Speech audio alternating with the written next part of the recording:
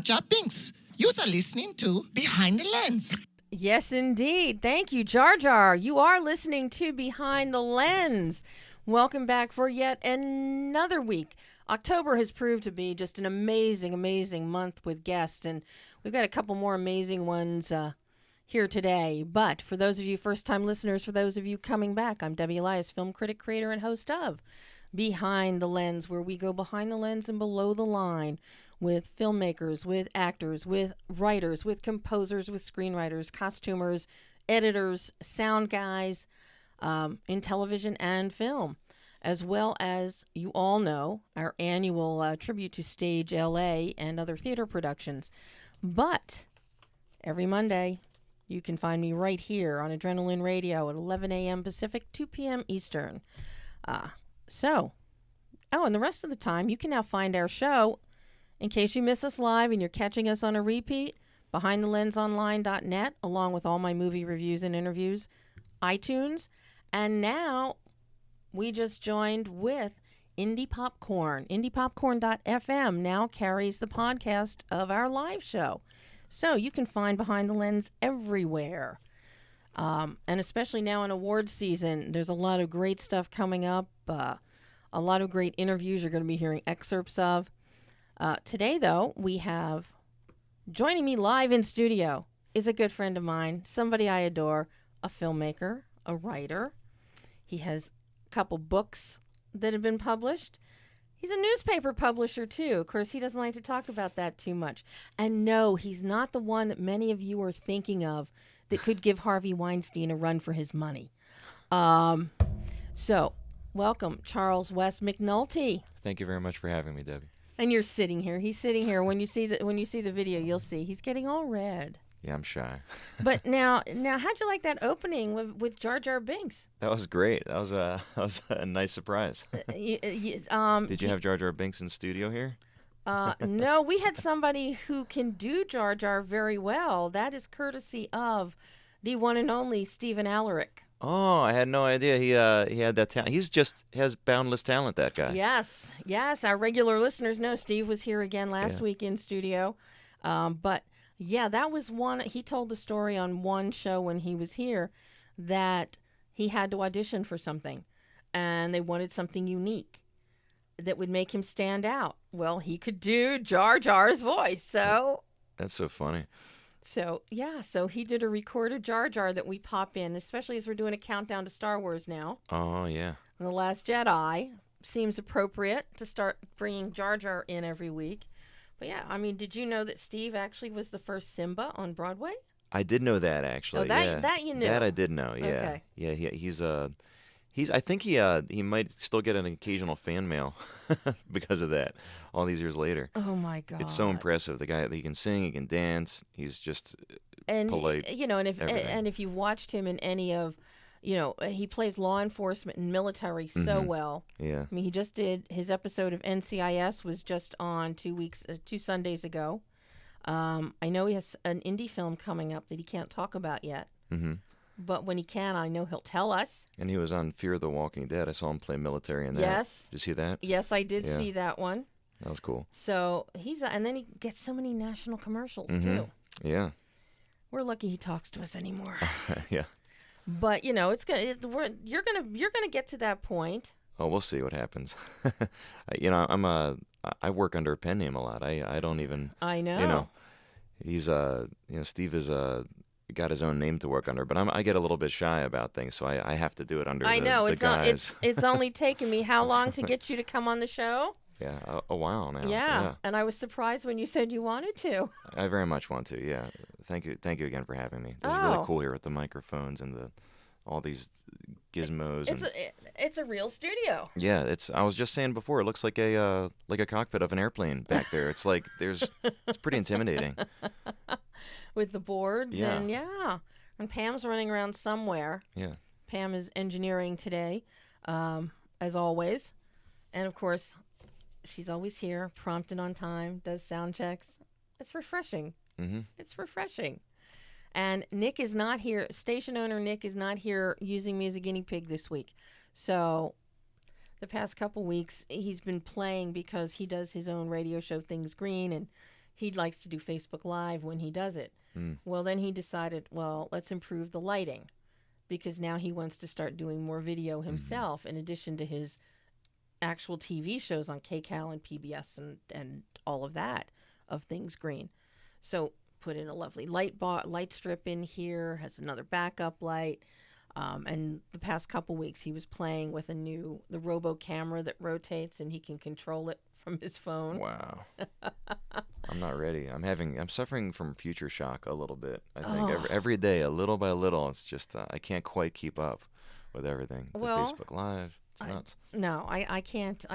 You know, this is as high tech as I go. Television, you know, regular standard broadcast or internet broadcast is as high as I go. Mm-hmm. You know, that's it. You know, as we were talking about earlier before the show, paper and pen, using maps. Yeah. Actual maps, opening them up. Yeah. Yes, I still have a Thomas guide in my car. So. As you should. As I should. Mm-hmm.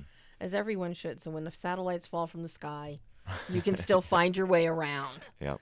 But, so it's very exciting because you now have your second book out. Yeah.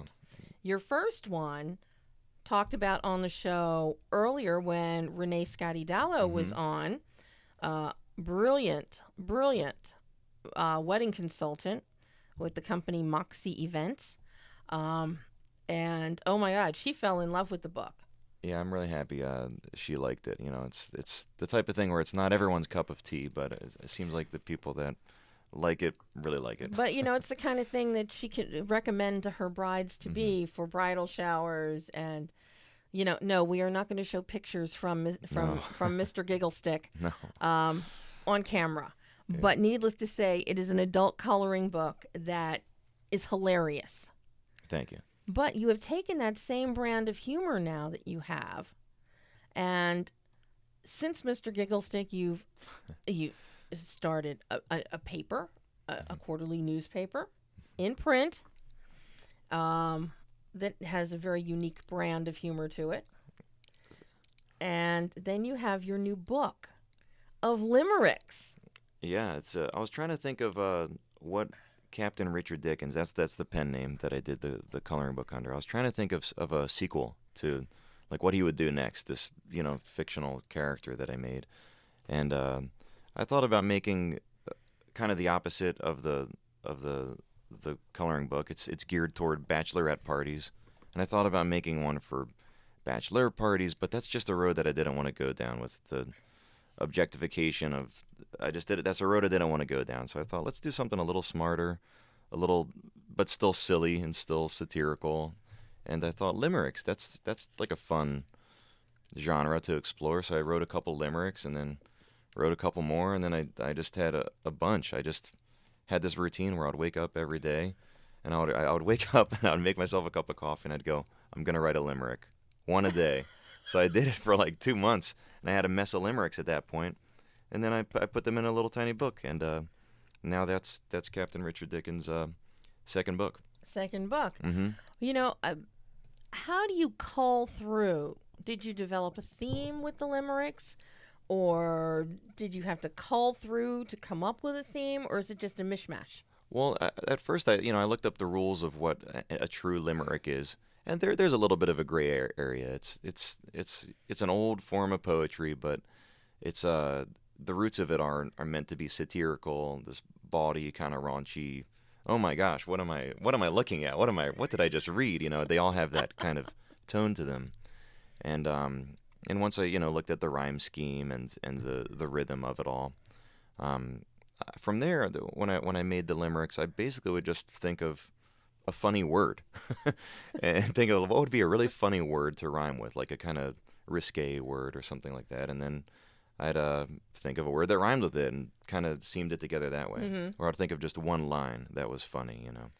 That was kind of my rhythm, my method, I guess. Okay, well, I want to know why when I learned about limericks in elementary school, we didn't have any with the bawdy rhyming parts. Well, that's actually the root of it. I mean, limericks are these bouncy, fun, short poems, but the original ones were actually pretty much meant to be a little shocking. Were they kind of like drinking songs? Yeah, it's Limerick, Ireland, Yes. and in England too is where they originated. So in other words, you need them short and bouncy. Yeah, short bouncy poems, and the So- rhyme schemes A-B-B-A, and there's a rhythm format you have to follow as well. It's a mainly antiseptic meter, if you want to get technical about it. Well, let's get technical about it. Well, it's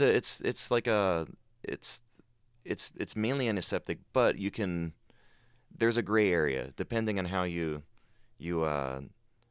say the line. You know, you can kind of give a beat here, give a beat there. There's definitely a lot of room for poetic license. You know, that is very much in effect with these limericks, because I think some true poetic scholars would probably they'd roll their eyes like, oh, limerick, anybody can do a limerick. That's like, it doesn't even have to follow anything that specific, because there is a gray area with the way you phrase it.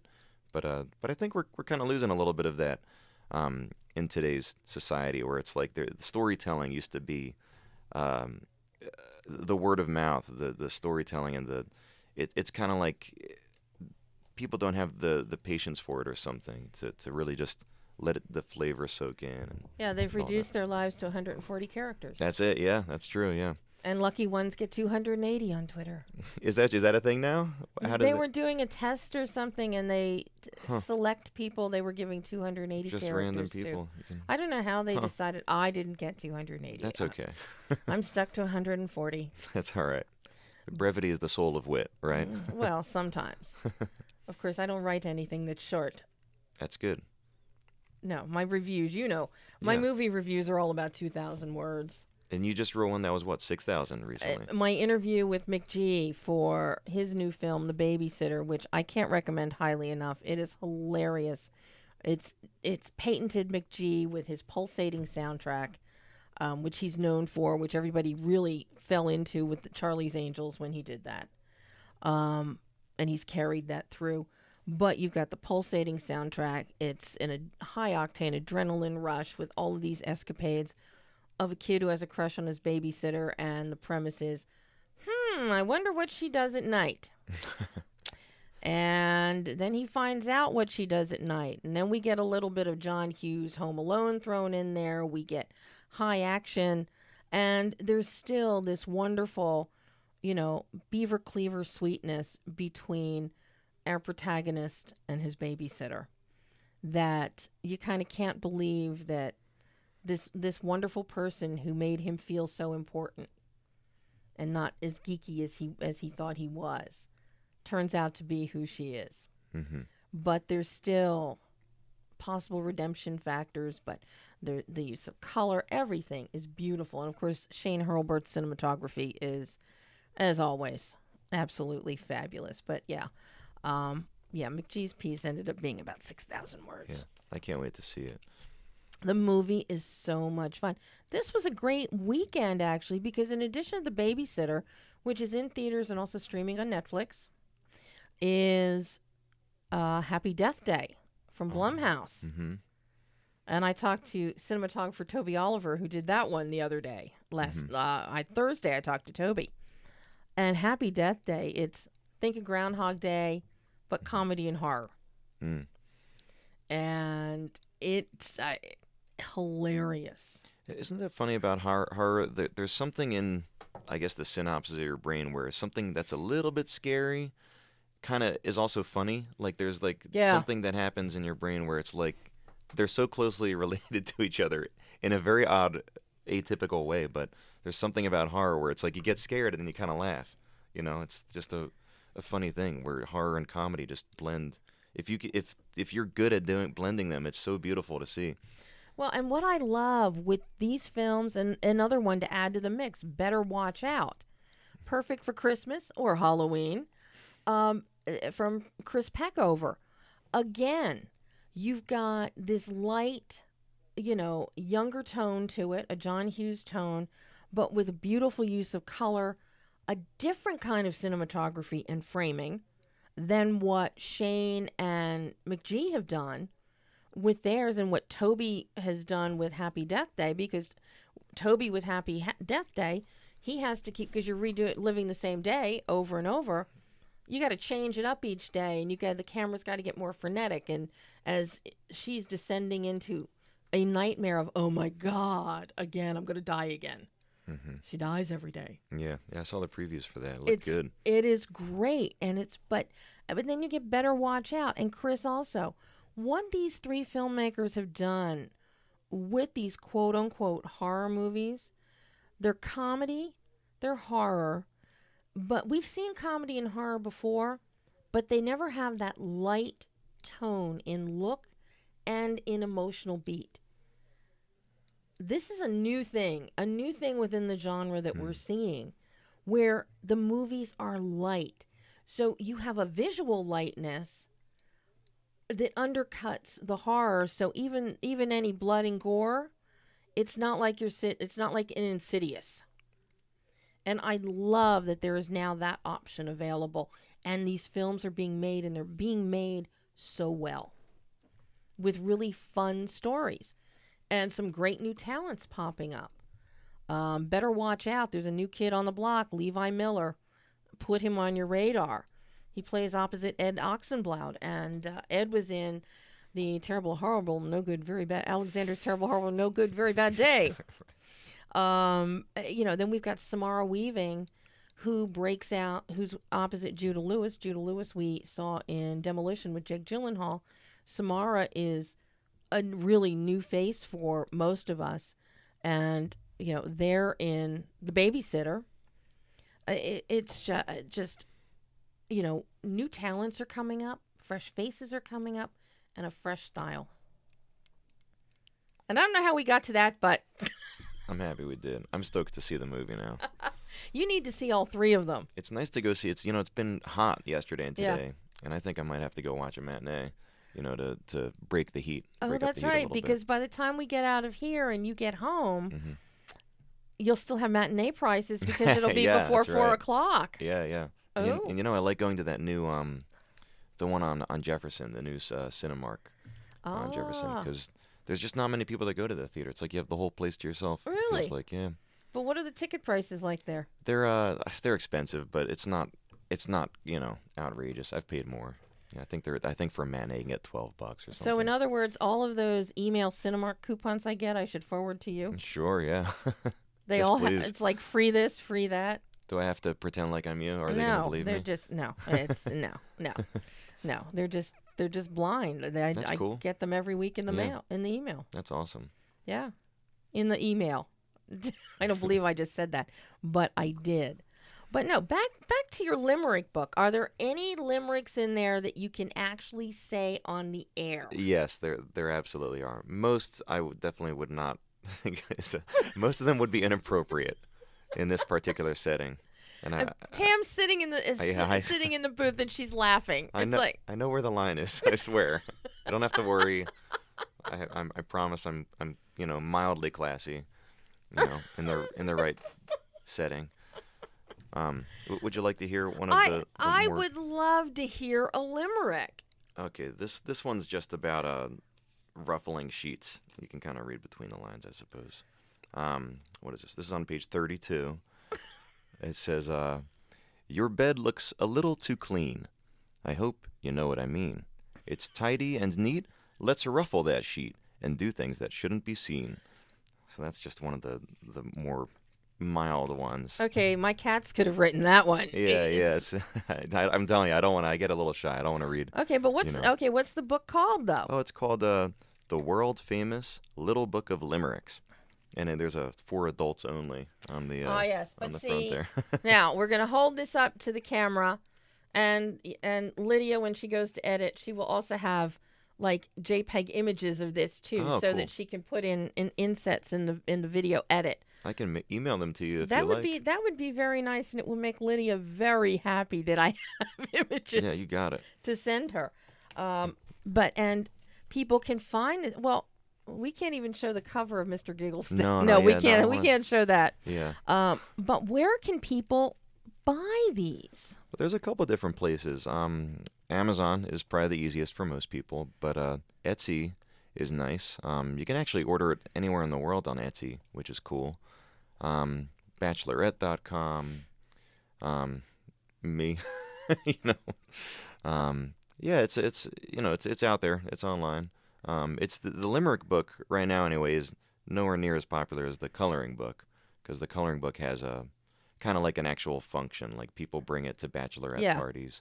I just got an order the other day for 10 of them, and it was I guarantee you it's a bachelorette party. Oh, of course. Why would anyone buy 10 of the same book? So, Yeah.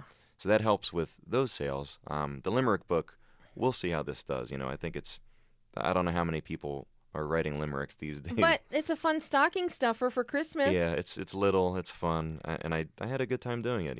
I've made people laugh. And you also did the illustrations in here. Oh, yeah. The banner edgings. Oh yeah, I drew the banner. And also there's a those are the men from the coloring book. So that are here. So you have some of the crossover. Yeah, so there's a limerick associated with each of the men from the coloring book. Okay, and you can color. I'm looking at them now, and yes, you can color those in too.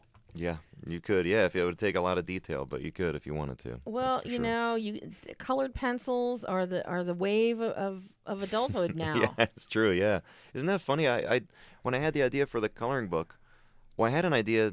I was actually walking to my my night job. I'm a bartender at the Backstage. And he's a Mom's very Bar. good one, by the way. Thank you, Debbie. No, everybody knows. I've mentioned the Backstage many times over the past 4 years. I'm happy you go there. That place has a very rich history of creatives for, 80-something years now? 80-something years. The Munchkins used to drink there after they had trashed the Culver Hotel. Yeah, it's a really amazing place. I've only been going there for 25 years. And you never know who you're sitting next to. It could be the cleaner from Sony Studios. It could be a movie star having a bad day. You never know at that place. It could be the whole production design team from One Day at a Time. Yeah, and people just go. And the thing is, it doesn't matter when you go into that place. It's like, as long as you're polite and nice, it doesn't matter if you're the janitor or the movie star. And sometimes they look the same. Depending on what kind of day they're having. Yeah. And what they've been through. But anyways, I was going to work one day, and I was feeling a little exhausted, and I was thinking, man, I'm really overworked right now. I think everybody's felt that way, and I thought, I just need to play a little bit, and I think as an adult, we're a lot of us are robbed of our playtime, and when you're a kid, when you play, it's just for the sake of playing. It's when you're an adult, it's kind of like, if you play, sometimes there's an angle to it, like I'm gonna get healthy at the same time, like I'm working out or playing basketball or something. But grown-ups, a lot of us don't play just for the sake of playing. So I had this idea to make an adult coloring book with crossword puzzles and word seeks, and I was all excited. And when I got home from work, I Googled adult coloring book, and I was like, oh my God, I'm the first one that's ever thought of this. And sure enough, there were a bunch, or not a bunch, but there were some. I don't know. Maybe a dozen, 2 dozen at a time. So I was trying to think of a genre that hadn't been done, and that's why I did the Bachelorette themed coloring book, and that led to this funny little book of limericks. And it's funny because it's like right after the book was published is when. Yeah, I got lucky. Yeah. Right after it was published is when, within a month or so. The boom happened with the coloring books. Well, yeah. but that's also when I had it, when Renee was here and we were talking about it on the show. Yeah. So it's like, yes, I was one of the first ones to talk about your coloring book. Thank you. It's a cool thing that all these adult coloring books are selling, but it's also a little bit sad because not quite as many people are buying books. Like if you look at the best-selling books, the New York Times bestsellers, a lot of them are coloring books. Yeah. Because people are, maybe they're reading it on tablets or something, but it's people don't read as much as they used to. They watch these little snippets, See, I can't do that. As anybody who watches the show this month, and this month in particular, I've got a lot of books on the tablescape. Yeah. A lot of books, and all of them, but for one, have all been adapted for films. We've got Charles Martin, The Mountain Between Us. Is now a film directed by Hani Abu-Assad and starring Idris Elba and Kate Winslet, which is out now. We've got Vince Flynn's American Assassin. This one, Goodbye Christopher Robin by Anne Thwaite. Which is in theaters now and 5 boxes of Kleenex, people. 5 boxes of Kleenex. It is the story behind Winnie the Pooh and the House at Pooh Corner. Oh my gosh. Oh my, yeah. And they actually filmed it, and I'm thrilled because Simon Curtis actually signed that book, and Simon directs the movie. And they actually filmed it. They didn't film it in the actual house by the 100-acre, what would become the 100-acre wood, because that would have been renovated and remodeled, but there's one right near it that they used. So it's very similar to the A.A. Milne house, which Christopher Robin grew up in, which all the great stories were invented. But they shot in the 100-acre wood. They shot at Pooh Bridge, where Pooh and Christopher Robin played Pooh Sticks in the water. And then there's a beautiful rock that Christopher Robin and his father, the weekend when they came up with the idea for these Winnie the Pooh stories, that they would sit at and look out from the 100-acre wood. And they actually filmed at that particular rock, which has a plaque and everything in it. Wow, that's so beautiful. You watch this film, and everything that we have grown up with, these are the places. So it just adds another level of magic to the film. I love this. Sold. I love it. Absolutely love it. And, of course, Victoria and Abdul is also out. That is based on a book. And then a new film coming out this coming week is Same Kind of Different as Me, a very inspirational film written by Denver Moore and Ron Hall. I did not know what to expect with this movie. It's the kind of movie that there is faith in it, but with faith-based movies, they can go so far to the right or so far to the left. And this one, it just walks in the middle. It's exceedingly well done. Stars Greg Kinnear, Renee Zellweger, John Voight, and in an Academy Award worthy performance of Ivor Salwin, Jaimin Hansu. There needs to be buzz for Jaimin in this film. He's that good. But the best part is you can read all of this before you see the film. That's the way to do it. Or after. But, talking about reading, I failed to mention, our guest who's going to be calling in very shortly is an author, a screenwriter, a Harvard fellow and professor, and he's one of the leading authorities on human trafficking.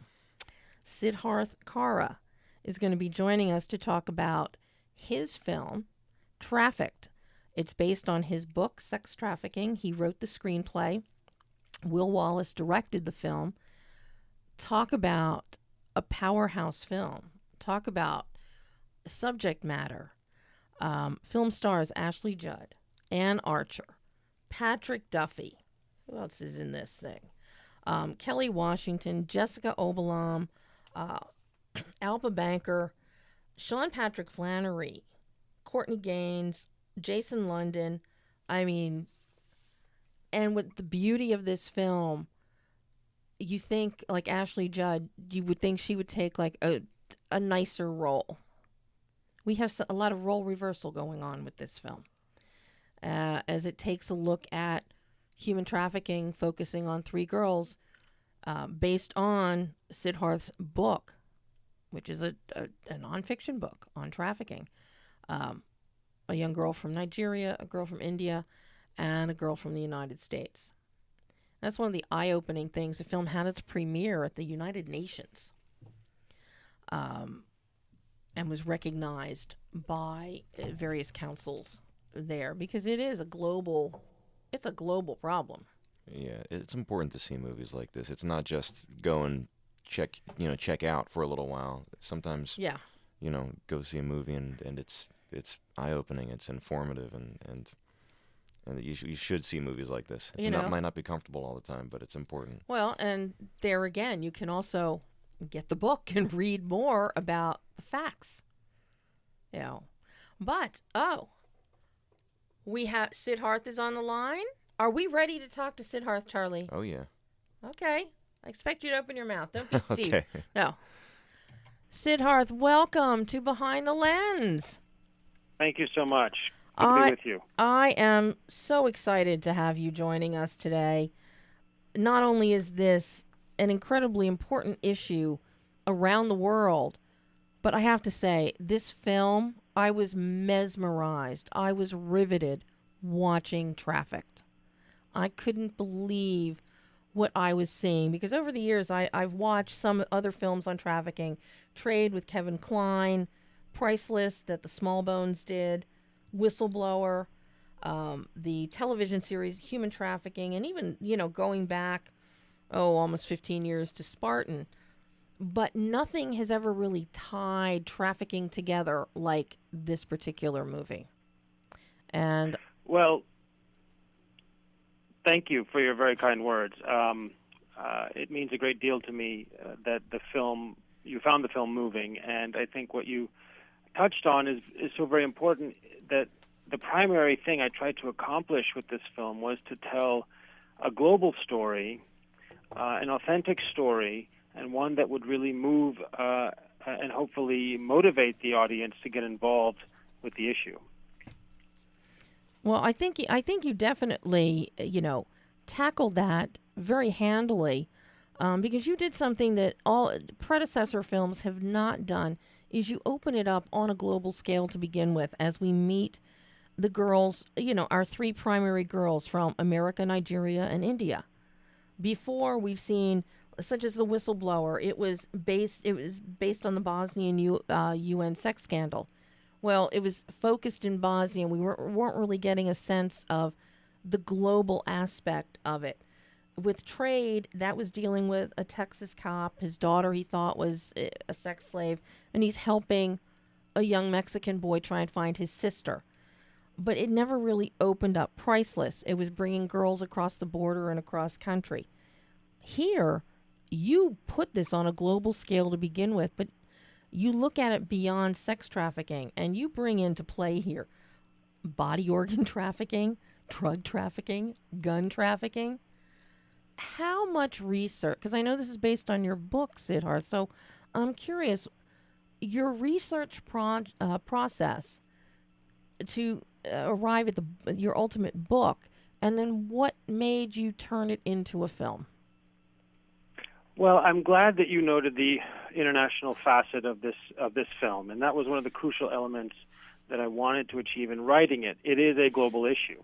It's not just a country-specific issue or a regional issue. It is a global issue, and human trafficking networks cooperate transnationally to move humans, and as you rightfully pointed out, the film does touch on the fact that these same networks are trafficking in weapons, drugs, and organs all at the same time.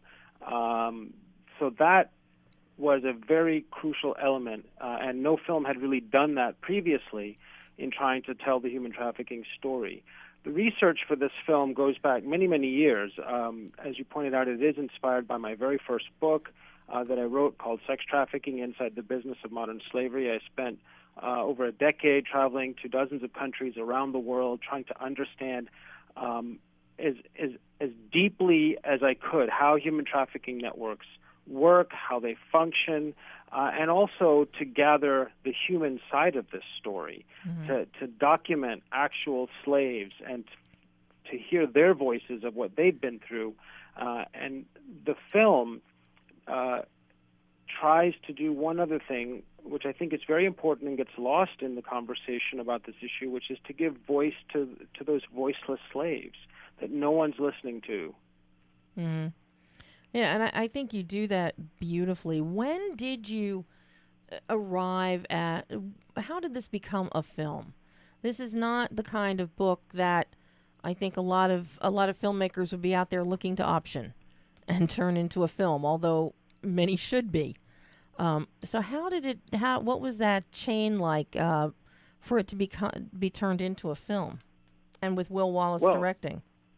Yeah, quite right. This isn't exactly the kind of subject matter that major Hollywood producers and studios are clamoring to option the rights to. It's very challenging subject matter, and the process was I felt I needed to make sure I had a role in which I could ensure authenticity and integrity, because otherwise it's just betraying all the survivors that I met, and the crucial importance of making people aware of this issue. So I sat down to write the script myself.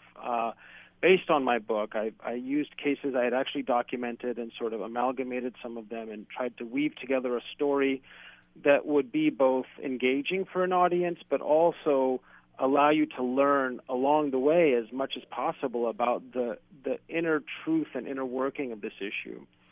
Of course, my first attempt at writing a script was probably quite terrible. I'd never done it before, but I managed to get a little bit of feedback from a couple of colleagues in the industry, and things sort of really took off when I connected with the lead producer on the film, Conroy Cantor.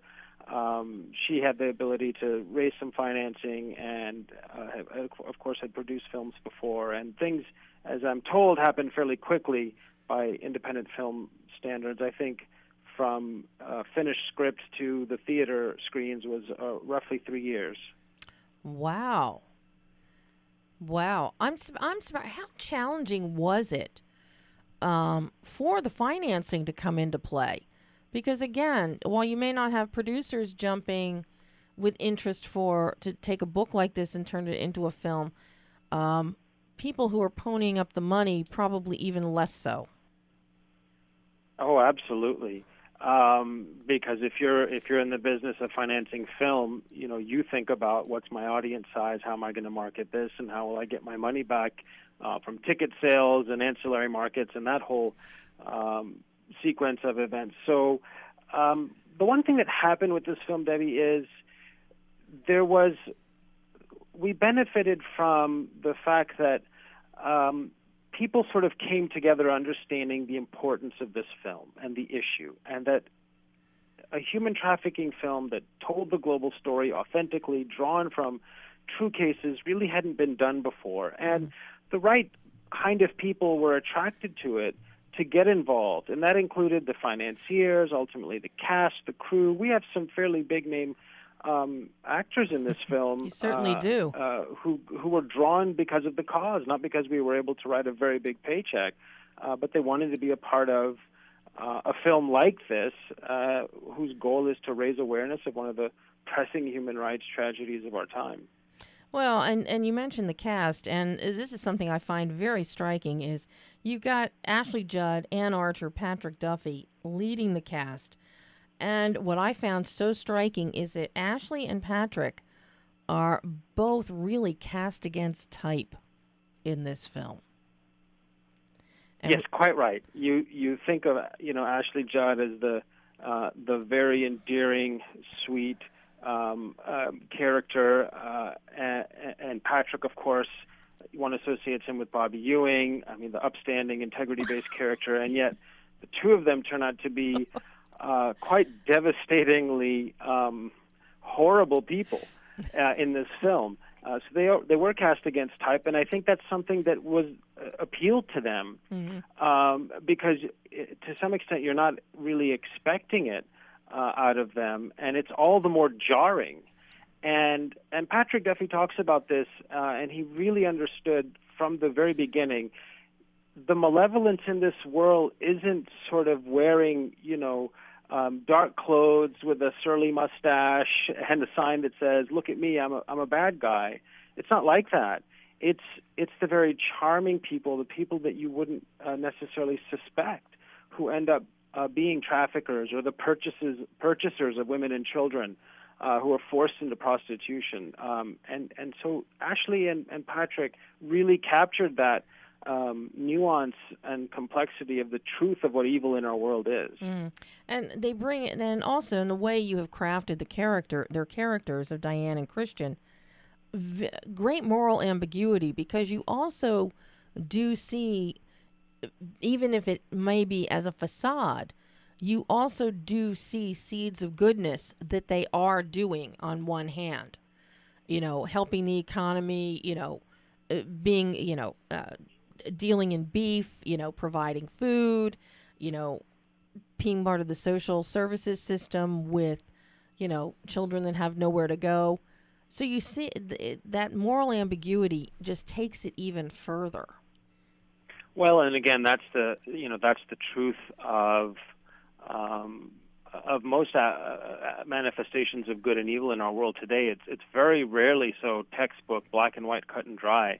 Those characters really bring out some of the nuance of that nature of good and evil, as does the character played by Sean Patrick Flannery, Simon, the gentleman who runs the brothel in Houston, near Houston, where the young girls end up.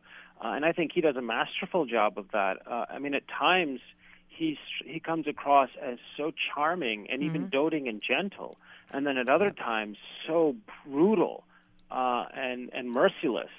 And you find that with human traffickers, they do have that duality to them that allows them to then exert control and power over another person. It's not just sticks and chains and broken bones. It's oftentimes seduction and evoking trust out of a victim, and then, of course, causing great harm to them should they step out of line. So those characters, those actors, they did a wonderful job of really eliciting that nuance that is so true to the nature of human trafficking. Well, and you also throw in the character of Enrique, played by Efren Ramirez. And this is something that escapes people. You think of human trafficking, you think only of females. He essentially, an employee in Simon's brothel, he himself has been trafficked. That's absolutely right. There are millions upon millions of individuals who are trafficked for exploitation and labor. It's not just sex trafficking, of course. Sex trafficking makes by far the most profits for traffickers anywhere in the world, by far.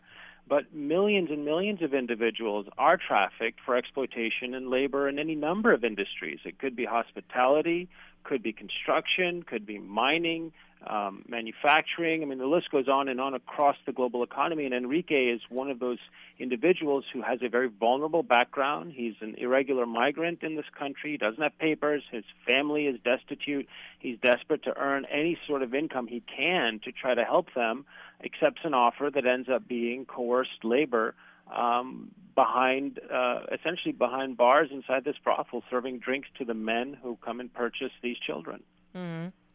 Now, you know, you're also producer on this, so I've got to ask you, Siddharth, jumping into the world of film is one thing. You've got your book, you finally get it adapted into a screenplay, but then you're also producing. So what was that learning curve like for you coming into the film world? You know, that's a very interesting question. And in fact, when I do interviews and get asked about what was it like going from investment banking into human rights research in the far boonies of the world, it's sort of a similar sharp left turn that I take and have taken in the course of my life. And I think for me, I've learned to do things usually by just jumping in all the way. I had no background in human rights research when I took my first research trip in the summer of 2000, and of course now 16 years later I've got 3 books and I teach a class at the Kennedy School at Harvard University, and am involved in this issue very passionately around the world.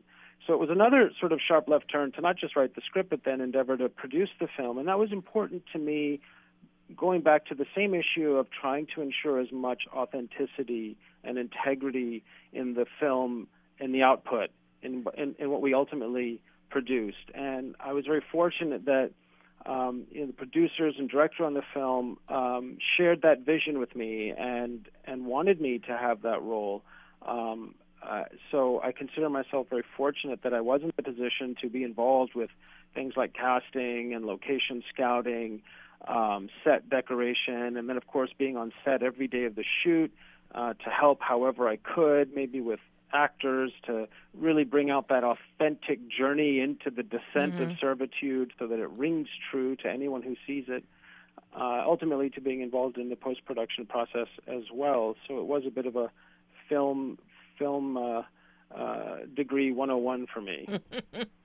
Well, I've got to ask you, since you were on set every day and ensuring authenticity, your 3 young actresses, Kelly Washington, Jessica Obalam, and Alpa Banker, how closely did you work with the 3 of them? Because they play the 3 primary girls that are in quote-unquote captivity, Sarah, Molly, and Amba.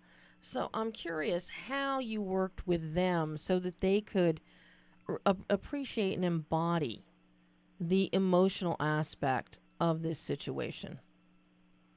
Yes, well, when we cast Kelly, Jessica, and Alpa, I knew from the beginning that they were the right three to really pour their hearts into these roles, and that's what it was going to take to pull it off, to just put every ounce of your heart, sweat, and soul into these roles. So I met with them before the shoot, before we started actually shooting the film, and I said, you've got a tremendous responsibility, no pressure or anything, but you have a tremendous responsibility here.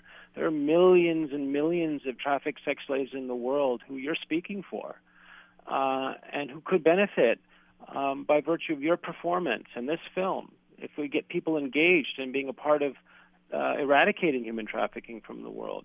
And every one of them, those three girls, understood that and took it very seriously. I gave them some literature to read so that they could try to understand the issue as accurately as possible, and I arranged for them to speak with a survivor of sex trafficking to be able to ask her questions so they could really understand as much as one can without going through the journey what the truths of this issue are, because many of them are sort of counterintuitive and not what you'd expect. So they were as prepared as they can be, I believe, and then, of course, on the set,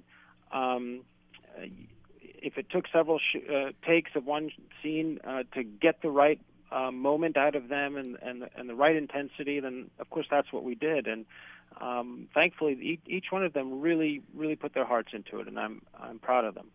Yeah, I'm curious, Siddharth, if you and Will had any kind of trepidation. One of the most shocking scenes for me that I did not expect, one of the most shocking scenes in the film, was the organ removal scene. I didn't see that coming at all. And then all of a sudden we're in a back room and there are body parts being harvested. Was there any kind of trepidation about including that, not including it? Because that really hammers home another entire level of what can happen if the girls don't perform the way they're supposed to perform and they end up, being killed. I mean, well, it's a shocking scene.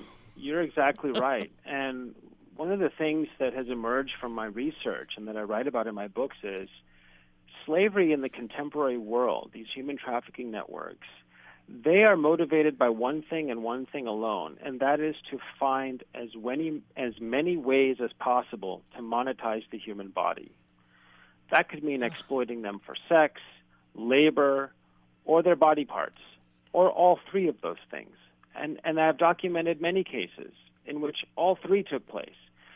So you have to actually really get shocked into thinking about the reality that there are people in this world who are reduced to little more than how their body parts, their labor, their service can be transformed into profit for their exploiter. And organ trafficking is a much bigger issue than people realize, and I devote an entire chapter to that issue in my third book that just came out called Modern Slavery, because I had documented cases like the ones depicted in the film. And we did talk about it, and we talked constantly about the most important aspect of making this film, which was balance. Mm-hmm. You have to be true to the horrors of modern slavery, but not so true that it becomes impossible to watch the film. Right. But you also can't sanitize it so much that you betray all the slaves in this world and the horrors of their journey. So it's a very delicate, complicated balance that we had to find scene by scene, character by character.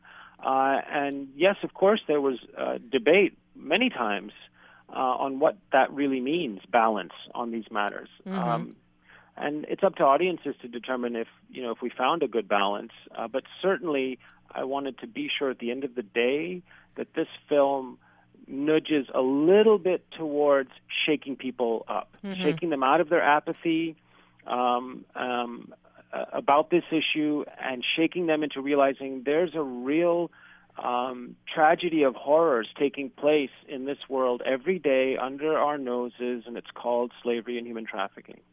Well, when you talk about balance, I think a lot of credit goes to Will as a director, because so much of the visual tone is kept with a lighter, it's like even within the brothel, it doesn't look dark and dank and disgusting as some people might imagine it. You don't have little red light bulbs hanging outside the door.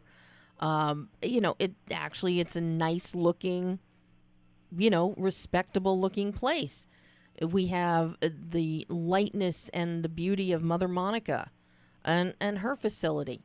So he keeps that. Yeah, I think that's where you get a lot of your balance is from Will's construct of the visuals.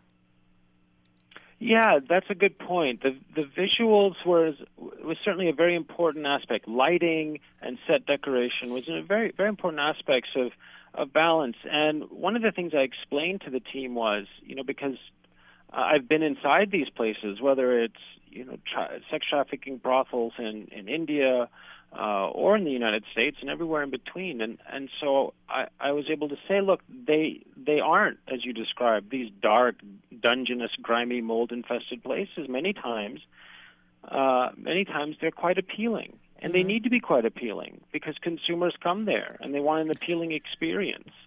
So I was able to give some good input, I think, on what these places really look like on the inside. Some of them are sort of dank and dungeness in certain parts of the world, but in other parts they're made to be quite appealing and quite engaging as part of that facade of legitimacy and that facade of willingness and choice that the industry does try to put forth sometimes on behalf of the trafficked victim.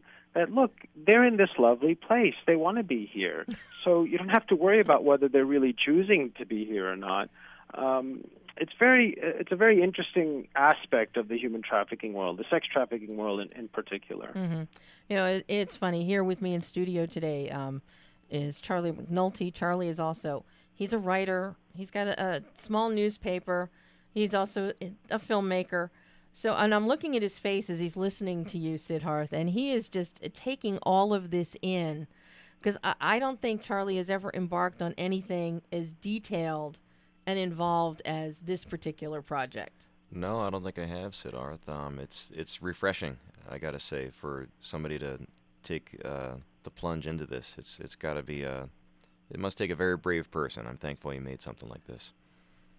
Well, you're very kind. I appreciate that. I don't know whether it's bravery or madness, but certainly, for me, I am driven by the thousands of slaves I've met around this world across 17 years of research at this point, to tell their stories, to convey their tragedy as accurately, authentically, and powerfully as possible, so that people get moved to join our efforts at eradicating slavery. Well, you mentioned earlier that there's something that we could do. Like I'm just a regular guy. What can I do? I mean, you've raised all this awareness. Do you have any advice or any way to get involved at all?